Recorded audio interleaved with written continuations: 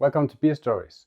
This video is about how to make your own fermentation chamber out of an old fridge. And if you like the video, please click like and subscribe down below. You'll make me very happy, and you'll get the news videos directly in the YouTube feed as well. You can also follow me on Instagram and Facebook. Well, a fermentation chamber, why do we need that? Basically, the fermentation is probably the most important thing about making beer, because actually we're not making beer, we're just preparing everything for the yeast to make beer. And the temperature is a very important factor for the yeast when the yeast is making beer. So by controlling the temperature, we can get a more accurate product out in the end, and we can make sure the yeast doesn't ruin the beer actually. So yeah, most of my beers I use my fermentation chamber. This ale I haven't used it because I had an IPA in the chamber, so this just sat out here.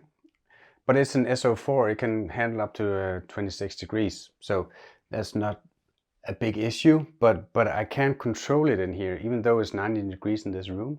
I can't control the temperature. It will rise way beyond the 19 degrees. And in the fermentation chamber, it will not. So yeah, like I said, what you need is a fridge. A chest freezer is not very good because you have to pick up your fermentation tank when you need to bottle a keg, and then the oxygen can slip through the airlock. So I have tried it and I threw it out, and I built one out of a fridge instead. So you need a fridge, you need some kind of temperature control, an InkBird on STC 1000, and some kind of a heater. But let's go in the other room and I'll show you how I made mine. This is my fermentation chamber. As you can see, it's just a fridge.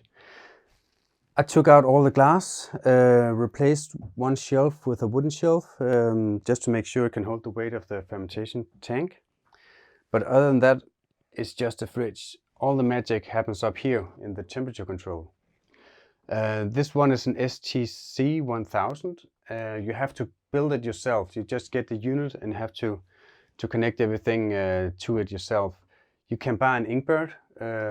That's just plug and play. But this is the smart unit in this whole setup. I can program the temperature to be within 0.1 degree.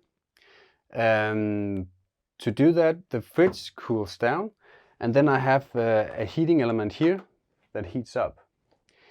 My heating element I use, I've had reptiles when I was younger, and this heating element here, I trust this because I had one running every day for 10 years, no problems at all. I would recommend 25 watts. That's enough. Even when this was out of my garage in the winter, it was enough to heat up the inside. Yeah, and I'm just 100% sure that this heating element for reptiles, it won't it won't break, it won't catch on fire or anything like that.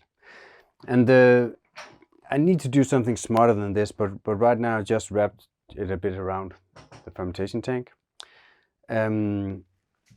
Right here you can see the temperature probe from the controller.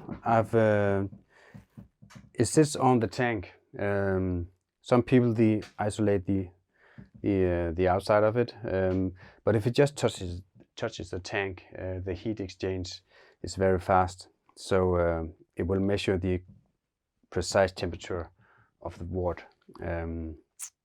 Yeah, and basically that's it.